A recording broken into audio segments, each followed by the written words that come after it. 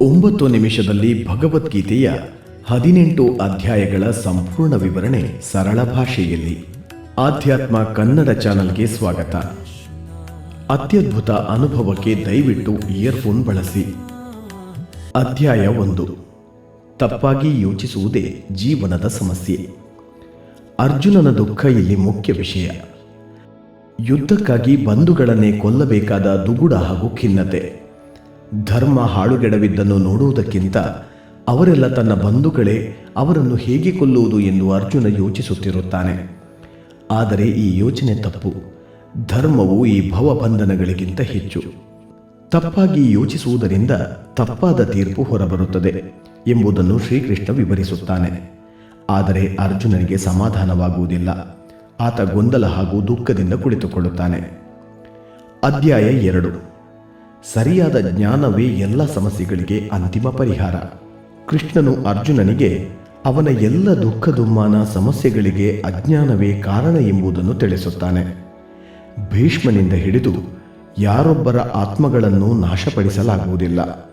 ಹಾಗಾಗಿ ಅವರೆಲ್ಲ ಶಾಶ್ವತವಾಗಿರುತ್ತಾರೆ. ಯುದ್ಧವನ್ನು ದೂರವಿಡುವುದರಿಂದ ನಿನ್ನ ಧರ್ಮವನ್ನೇ ದೂರವಿಟ್ಟಂತಾಗುತ್ತದೆ. ಅದು ಪಾಪ ಕಾರ್ಯ. ಹೋರಾಡದಿದ್ದರೆ ಆತನೊಬ್ಬ ಹೇಡಿ ಎನಿಸಿಕೊಳ್ಳುತ್ತಾನೆ ಎಂದು ಎಚ್ಚರಿಸುತ್ತಾನೆ ಕೃಷ್ಣ. ಅಧ್ಯಾಯ 3. ಅಭಿವೃದ್ಧಿ ಹಾಗೂ ಬೆಳವಣಿಗೆಗೆ ನಿಸ್ವಾರ್ಥ ಒಂದೇ ದಾರಿ. ಕೃಷ್ಣ ಇಲ್ಲಿ ನಿಸ್ವಾರ್ಥ ಸೇವೆಯಿಂದ ಕರ್ಮಯೋಗದ ಕುರಿತು ಮಾತನಾಡುತ್ತಾನೆ. ಕರ್ಮಯೋಗಿಯ ಧರ್ಮದ ಆಧ್ಯಾತ್ಮಕ್ಕೆ ಬೆಲೆ ಕೊಟ್ಟು ತನ್ನೆಲ್ಲ ಕೆಲಸಗಳನ್ನು ದೇವರಿಗೆ ಸಮರ್ಪಿಸುತ್ತಾನೆ. ಫಲಿತಾಂಶದ ಬಗ್ಗೆ ಯೋಚಿಸದೆ ತನ್ನ ಪಾಡಿಗೆ ತಾನು ಶಾಂತಚಿತ್ತದಿಂದ ಕೆಲಸ ಮಾಡಿಕೊಂಡು ಹೋಗುತ್ತಾನೆ. ನಮ್ಮ ಆಸೆ, ಸಿಟ್ಟು, ಅತಿಯಾದ ಪ್ರೀತಿಯೇ ನಮ್ಮ ನಿಜವಾದ ಶತ್ರುಗಳು. ಇವು ನಮ್ಮನ್ನು ಸ್ವಾರ್ಥಿಗಳಾಗಿಸಿ ಶಾಂತಿಯನ್ನು ಕಸಿದುಕೊಳ್ಳುತ್ತದೆ ಎಂದು ತಿಳಿಸುತ್ತಾನೆ. ಅಧ್ಯಾಯ 4. ಧರ್ಮ ಸಂಸ್ಥಾಪನೆಗೆ ಭಗವಂತ ಅವತಾರ ಎತ್ತುತ್ತಾನೆ. ಧರ್ಮಕ್ಕೆ ಹಾನಿಯಾದಾಗ ಭಗವಂತನು ಸಜ್ಜನರನ್ನು ಕಾಪಾಡಿ ದುರ್ಜನರನ್ನು ನಾಶ ಮಾಡಲು ಪ್ರತಿ ಯುಗದಲ್ಲಿ ಭೂಮಿಯಲ್ಲಿ ಅವತರಿಸುತ್ತಾನೆ ಎಂದು ಕೃಷ್ಣ ವಿವರಿಸುತ್ತಾನೆ. ಅಷ್ಟೇ ಅಲ್ಲ, ಭಗವಂತನ ಈ ಜನ್ಮ ರಹಸ್ಯವನ್ನು ಅರಿತವರು ಮೋಕ್ಷಪ್ರದರು ಎಂದು ತಿಳಿಸುತ್ತಾನೆ. ಅಧ್ಯಾಯ 5. ಅಹಂಕಾರದಿಂದ ಹೊರಬಂದು ಫಲದಾಸೆ ಇಲ್ಲದೆ ಕರ್ಮ ಮಾಡು. ಹೇಗೆ ಕರ್ತವ್ಯ ನಿಭಾಯಿಸುತ್ತಲೇ ಫಲದಾಸೆ ಇಲ್ಲದೆ ಸನ್ಯಾಸಿಯಂತಿರುವುದು ಎಂದು ಅರ್ಜುನ ಪ್ರಶ್ನಿಸುತ್ತಾನೆ.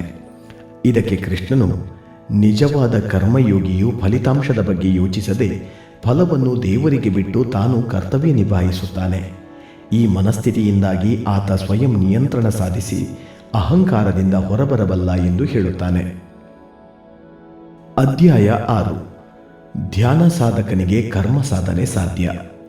ಧ್ಯಾನದ ಕುರಿತು ಇಲ್ಲಿ ಕೃಷ್ಣ ಹೇಳುತ್ತಾನೆ. ಧ್ಯಾನವನ್ನು ಅಭ್ಯಾಸ ಮಾಡುವವನು ಏಕಾಂಗಿಯಾಗಿ ದೇಹವನ್ನು, ಮನಸ್ಸನ್ನು ಬಿಗಿ ಹಿಡಿದು ಮನಸ್ಸನ್ನು ಪರಮಾತ್ಮನಲ್ಲಿ ಕೂಡಿಸಿಕೊಂಡಿರಬೇಕು. ಪ್ರಯತ್ನದಿಂದಲೇ ಇಂದ್ರಿಯಗಳನ್ನು, ಮನಸ್ಸನ್ನು ಗೆಲ್ಲಬೇಕು ಎನ್ನುತ್ತಾನೆ. ಅಧ್ಯಾಯ 7. ನೀನಾರು ಎಂದು ತಿಳಿದುಕೋ. ಧ್ಯಾನ ಮಾಡುತ್ತಿರುವುದರಿಂದ ನಿನಗೆ ನೀನು ಯಾರೆಂಬುದು ಅರಿವಾಗಬೇಕು. ಜ್ಞಾನಿಯು ನನ್ನಲ್ಲಿ ಲೀನನಾಗುತ್ತಾನೆ ಎಂಬ ತತ್ವವನ್ನು ಬೋಧಿಸುತ್ತಾನೆ. ಅಧ್ಯಾಯ 8. ಪ್ರಯತ್ನ ಬಿಡಬೇಡ. ದೇವರ ಧ್ಯಾನದಲ್ಲಿ ಪ್ರಾಮಾಣಿಕವಾಗಿ ತೊಡಗಿರುವವನಿಗೆ ದೇವರು ಸಿಕ್ಕೇ ಸಿಗುತ್ತಾನೆ. ಪ್ರಯತ್ನ ಬಿಡಕೂಡದು ಎಂದು ಹೇಳುತ್ತಾನೆ. ಅಧ್ಯಾಯ 9. ದೇವರ ಧ್ಯಾನದಿಂದ ನನ್ನ ಸೇರಬಹುದು. ಈ ಜಗತ್ತೆಲ್ಲ ಕಣ್ಣಿಗೆ ಕಾಣದ ನನ್ನಿಂದ ತುಂಬಿರುವುದು. ಈ ಎಲ್ಲ ವಸ್ತುಗಳು ನನ್ನಲ್ಲಿ ಇರುವವು, ಆದರೆ ನಾನು ಅವುಗಳಲ್ಲಿ ಇಲ್ಲ. ಯಾವ ಜನರು ತಮ್ಮ ಆತ್ಮವೆಂದು ನನ್ನನ್ನು ಧ್ಯಾನ ಮಾಡುತ್ತಾರೋ ನಾನು ಅವರ ಯೋಗಕ್ಷೇಮದ ಹೊರೆಯನ್ನು ಹೊರುತ್ತೇನೆ ಎನ್ನುತ್ತಾನೆ. ಅಧ್ಯಾಯ 10. ಕರ್ಮಕ್ಕೆ ತಕ್ಕ ಫಲಪ್ರಾಪ್ತಿ. ಭೂಮಿಯ ಪ್ರತಿಯೊಂದು ಚರಾಚರಗಳಲ್ಲೂ ನಾನಿದ್ದೇನೆ. ನಿನ್ನ ಸುತ್ತಲ ಬದುಕು ಸಂಪೂರ್ಣ ಪವಾಡಗಳಿಂದಲೇ ತುಂಬಿದೆ. ಅವುಗಳನ್ನು ಕಂಡು ಖುಷಿಪಡು. ಜಗತ್ತಿನಲ್ಲಿ ದೇವರಿರುವುದಲ್ಲ, ದೇವರೊಳಗೆ ಸಂಪೂರ್ಣ ಜಗತ್ತಿದೆ. ನಿನ್ನ ಕರ್ಮಕ್ಕೆ ತಕ್ಕ ಫಲವನ್ನು ನಾನು ನೀಡಿಯೇ ತೀರುತ್ತೇನೆ. ಅಧ್ಯಾಯ 11. ವಿಶ್ವರೂಪ ದರ್ಶನ. ಈಶ್ವರತ್ವದ ರೂಪವನ್ನು ನೋಡುವ ಆಸೆಯನ್ನು ಅರ್ಜುನ ವ್ಯಕ್ತಪಡಿಸುತ್ತಾನೆ. ಇದರಿಂದ ಕೃಷ್ಣನು ತನ್ನ ಆದಿ ಅಂತ್ಯವಿಲ್ಲದ ಪ್ರಕಾಶಮಾನವಾದ ವಿಶ್ವರೂಪ ದರ್ಶನ ಮಾಡಿಸುತ್ತಾನೆ. ಇದನ್ನು ನೋಡಿ ಅರ್ಜುನ ಬೆರಗಾಗಿ ಶರಣಾಗುತ್ತಾನೆ. ಸತ್ಯವನ್ನು ಅರಿಯದೇ ಇದ್ದುದಕ್ಕೆ ಕ್ಷಮೆಯನ್ನು ಯಾಚಿಸುತ್ತಾನೆ.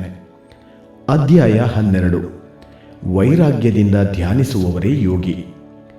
ಯಾರು ಭಗವಂತನಲ್ಲಿ ಹೆಚ್ಚು ಪ್ರೀತಿಯನ್ನಿಟ್ಟು ವಿಶ್ವರೂಪವನ್ನು ಧ್ಯಾನಿಸುತ್ತಾ ಉಪಾಸನೆ ಮಾಡುವರೋ ಅವರು ಹೆಚ್ಚಿನ ಯೋಗಿಗಳು. ವಿವೇಕ ವೈರಾಗ್ಯಗಳಿಂದ ಅದನ್ನು ಅಭ್ಯಾಸ ಮಾಡಬೇಕು. ಅದು ಕಷ್ಟವಾದರೆ ಭಗವಂತನ ಪ್ರೀತ್ಯರ್ಥವಾಗಿ ಕರ್ಮಗಳನ್ನು ಮಾಡು, ಅದೂ ಕಷ್ಟವಾದರೆ ಕರ್ಮಗಳ ಫಲಗಳ ಬಯಕೆಗಳನ್ನೆಲ್ಲ ಬಿಡು ಎನ್ನುತ್ತಾನೆ. ಅಧ್ಯಾಯ 13. ಮಾಯೆಯಿಂದ ಕಳಚಿಕೊಂಡು ಭಗವಂತನನ್ನು ಭಜಿಸು. ಈ ಬ್ರಹ್ಮಾಂಡವೇ ಒಂದು ಮಾಯೆ. ಇವೆಲ್ಲದರ ಸೃಷ್ಟಿಕರ್ತ ಬ್ರಹ್ಮನಾಗಿದ್ದು ಅವನು ಪ್ರತಿಯೊಂದು ಅಣು ರೇಣು ತೃಣ ಕಾಷ್ಟಗಳಲ್ಲೂ ನೆಲೆಸಿದ್ದಾನೆ. ನಿನ್ನೊಳಗೂ ಆತ ಇರುವುದನ್ನು ಅರ್ಥ ಮಾಡಿಕೊಂಡು ಮಾಯೆಯಿಂದ ಕಳಚಿಕೊಂಡು ಭಕ್ತಿಯಿಂದ ಜೀವಿಸು ಎಂದು ಕೃಷ್ಣ ವಿವರಿಸುತ್ತಾನೆ. ಅಧ್ಯಾಯ 14. ನಿನ್ನ ದೃಷ್ಟಿಕೋನಕ್ಕೆ ಹೊಂದುವ ಜೀವನ ಶೈಲಿ ಅಳವಡಿಸಿಕೊ. ಎಲ್ಲದರಲ್ಲೂ 3 ಗುಣಗಳಿರುತ್ತವೆ. ಸಾತ್ವಿಕ ಗುಣವು ಬೆಳಕಿನ ಸುಖದ ವಿಚಾರದ ರೂಪ, ರಜೋಗುಣವು ಪ್ರೀತಿ ಬಯಕೆ ಅಹಂಕಾರದ ಕ್ರಿಯಾಶೀಲ ರೂಪ, ತಮವು ಅಜ್ಞಾನ ತಪ್ಪು ತಿಳುವಳಿಕೆ ಆಲಸ್ಯದ ರೂಪ. ಇವುಗಳಲ್ಲಿ ಶಕ್ತವಾದ ಗುಣ ಆತ್ಮವನ್ನು ಕಟ್ಟಿಹಾಕುತ್ತದೆ. ಎಲ್ಲರಲ್ಲಿಯೂ ಇಷ್ಟು ಗುಣಗಳಿದ್ದರೂ ಒಂದು ಗುಣ ಮೇಲುಗೈ ಸಾಧಿಸುವುದು. ಸಾತ್ವಿಕ ಗುಣದವನು ಮೋಕ್ಷ, ರಾಜಸಿಕ ಗುಣದವನು ಪುನರ್ಜನ್ಮ ಹಾಗೂ ತಾಮಸಿಕ ಗುಣದವನು ಕೆಳಮಟ್ಟದ ಜನ್ಮವೆತ್ತುತ್ತಾನೆ ಎಂದು ಕೃಷ್ಣ ಹೇಳುತ್ತಾನೆ. ಅಧ್ಯಾಯ 15. ದೈವಿಕತ್ವಕ್ಕೆ ಬೆಲೆ ಕೊಡು.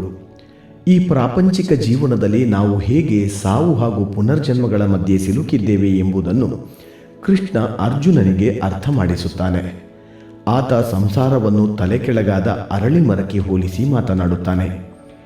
ಪಾಪ ಪುಣ್ಯಗಳ ಕರ್ಮಗಳನ್ನು ಅಂಟಿಸುವ ಒಳಬೇರುಗಳು ಮೇಲಕ್ಕೂ ಕೆಳಕ್ಕೂ ಹರಿದುಕೊಂಡಿದೆ. ಸುಖದ ಬಯಕೆಗಳೇ ಅದರ ಚಿಗುರುಗಳು. ಇದು ಆದಿ ಅಂತ್ಯವಿಲ್ಲದ್ದು. ಇದನ್ನು ವೈರಾಗ್ಯವೆಂಬ ಶಸ್ತ್ರದಿಂದ ಕತ್ತರಿಸಬೇಕು. ದೈವಿಕತ್ವಕ್ಕೆ ಬೆಲೆ ಕೊಟ್ಟಾಗ ಇದು ಸಾಧ್ಯ ಎಂದು ಕೃಷ್ಣ ಮನಮುಟ್ಟುವಂತೆ ಹೇಳುತ್ತಾನೆ. ಅಧ್ಯಾಯ 16. ಉತ್ತಮನಾಗಿರುವುದೇ ವರ. ಸಿಟ್ಟು, ಕ್ರೂರತೆ, ಅಜ್ಞಾನ, ಪ್ರಾಮಾಣಿಕತೆ, ಅತಿಯಾಸೆ, ಅನೈತಿಕತೆ, ಅಹಂಕಾರ ಮುಂತಾದವು ವ್ಯಕ್ತಿಯನ್ನು ಆಧ್ಯಾತ್ಮಿಕವಾಗಿ ನಾಶ ಮಾಡುತ್ತವೆ. ಆದರೆ ಮಾನವೀಯತೆ, ಸತ್ಯ, ಅಹಿಂಸೆ, ತಾಳ್ಮೆ, ಇಂದ್ರಿಯಗಳ ನಿಯಂತ್ರಣ ಮುಂತಾದ ಸದ್ಗುಣಗಳು ಜ್ಞಾನಕ್ಕೆ ಕಾರಣವಾಗಿ ಸ್ವತಂತ್ರರನ್ನಾಗಿಸುತ್ತದೆ. ಅಧ್ಯಾಯ 17. ಮೇರು ಸತ್ಯ. ಇಲ್ಲಿ ಕೃಷ್ಣ ಓಂ ತತ್ ಸತ್ ಮಂತ್ರದ ಮಹತ್ವ ಹೇಳುತ್ತಾನೆ. ಇದರ ಅರ್ಥ ಮೇರು ಸತ್ಯ ಎಂದು. ಓಂ ನಾಮದಿಂದಲೇ ಸತ್ಕಾರ್ಯ ಆರಂಭಿಸಬೇಕು. ಯಜ್ಞ, ದಾನ ಹಾಗೂ ತಪಸ್ಸು ಸತ್ಕಾರ್ಯಗಳು ಎಂದು ವಿವರಿಸುತ್ತಾನೆ. ಅಧ್ಯಾಯ 18. ಪರಮಾತ್ಮನೊಂದಿಗೆ ಐಕ್ಯ. ಫಲದ ಬಯಕೆಯಿಂದ ಮಾಡುವ ಕರ್ಮಗಳನ್ನು ಬಿಡುವುದು ಸನ್ಯಾಸ. ಆ ಎಲ್ಲ ಕರ್ಮಗಳನ್ನು ಮಾಡಿ ಫಲವನ್ನು ಬಯಸದೇ ಇರುವುದು ತ್ಯಾಗ ಎಂದು ಹೇಳುವ ಕೃಷ್ಣನು ಕರ್ಮಯೋಗಿಯಾಗಿ ಬದುಕಬೇಕು. ನಿಮ್ಮ ಕೆಲಸವೇ ನಿಮ್ಮನ್ನು ಆತ್ಮದೊಂದಿಗೆ ಜೋಡಿಸುತ್ತದೆ, ಪರಮಾತ್ಮನೊಂದಿಗೆ ಐಕ್ಯವಾಗಿರಲು ದಾರಿ ತೋರುತ್ತದೆ ಎಂದು ವಿವರಿಸುತ್ತಾನೆ.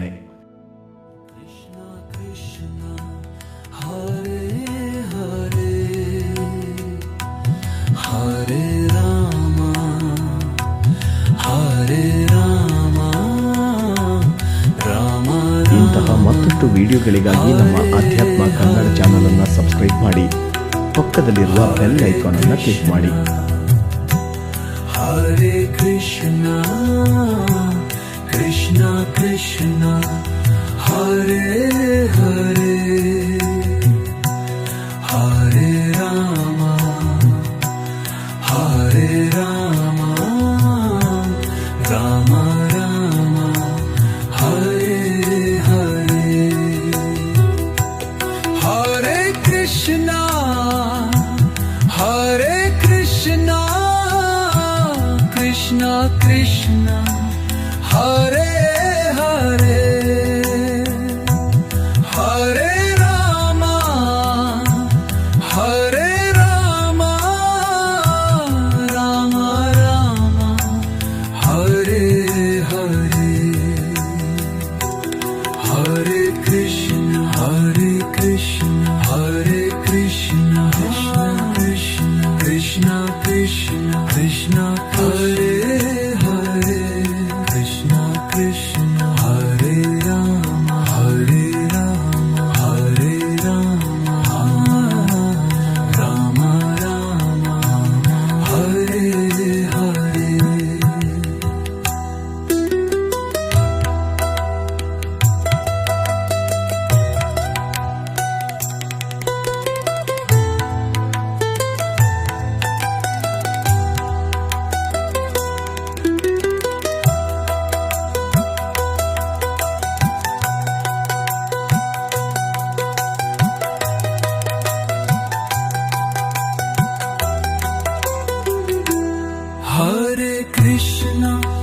Krishna Krishna Krishna Hare Hare Hare Rama Hare Rama Rama Rama Hare Hare Hare Krishna Krishna Krishna Hare Hare Hare Rama